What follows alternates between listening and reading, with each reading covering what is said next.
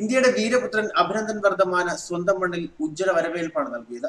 വാഗ അതിർത്തിയിൽ മുതിർന്ന വ്യോമസേന ഉദ്യോഗസ്ഥർ ചേർന്ന് സ്വീകരിച്ചു. വൈദ്യപരിശോധനയ്ക്ക് ശേഷം വർദ്ധമാനെ രാത്രി ഡൽഹിയിൽ എത്തിച്ചു.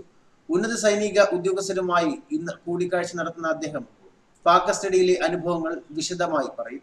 രാത്രി 9:20 വാഗ അതിർത്തിയിൽ വെച്ചാണ് വിംഗ് കമാൻഡർ അഭിനന്ദൻ വർദ്ധമാനെ പാകിസ്ഥാൻ ഇന്ത്യക്ക് കൈമാറിയത്. വ്യോമസേനയിലെ ഉന്നത ഉദ്യോഗസ്ഥർ അഭിനന്ദനെ സ്വീകരിക്കാൻ വാഗയിൽ എത്തിയിരുന്നു. ഊർജ്ജസ്വലനായി കാണപ്പെട്ട അഭിനന്ദനെ വിശദമായ മെഡിക്കൽ പരിശോധനയ്ക്ക് വിധേയനാക്കി. വേഗത്തിൽ തിരിച്ചെത്താൻ കഴിഞ്ഞതിൽ അദ്ദേഹം സന്തുഷ്ടി പ്രകടിപ്പിച്ചു. പരിശോധനകൾക്ക് ശേഷം അമൃത്സർ വിമാനത്താവളത്തിൽ നിന്ന് വ്യോമസേനയുടെ വിമാനത്തിൽ അഭിനന്ദനെ 12:20 ഡൽഹിയിൽ എത്തിച്ചു. ഇന്ന് അദ്ദേഹത്തെ കാത്തിരിക്കുന്നത് വിശദമായി ചോദ്യം ചെയ്യലാണ്. ഡീബ്രീഫിംഗ് എന്നറിയപ്പെടുന്ന നടപടികളുടെ ഭാഗമായി വ്യോമസേന ഇന്റലിജൻസ് ബ്യൂറോ, റോ എന്നിവയിലെ ഉദ്യോഗസ്ഥർ അഭിനന്ദനെ രഹസ്യ കേന്ദ്രത്തിൽ ചോദ്യം ചെയ്യും. പാക് അധികൃതരോട് അഭിനന്ദൻ എന്തൊക്കെ വെളിപ്പെടുത്തിയെന്ന് അറിയുകയാണ് ഡീബ്രീഫിംഗിന്റെ പ്രധാന ഉദ്ദേശം.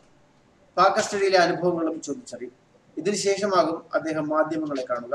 അതേസമയം അഭിനന്ദൻ രാജ്യത്തിന്റെ അഭിമാനമാണെന്ന് പ്രധാനമന്ത്രി നരേന്ദ്രമോദി പറഞ്ഞു. അഭിനന്ദനെ രാജ്യത്തേക്ക് സ്വാഗതം ചെയ്ത് മോദിയുടെ ട്വീറ്റ് ഇന്നലെ തന്നെ വന്നിരുന്നു.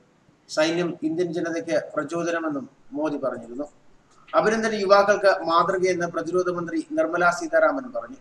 അഭിനന്ദന്റെ ധീരത ഇന്ത്യയുടെ അഭിമാനം ഉയർത്തിയെന്ന് കോൺഗ്രസ് അധ്യക്ഷൻ രാഹുൽ ഗാന്ധിയും ട്വീറ്റ് ചെയ്തിരുന്നു.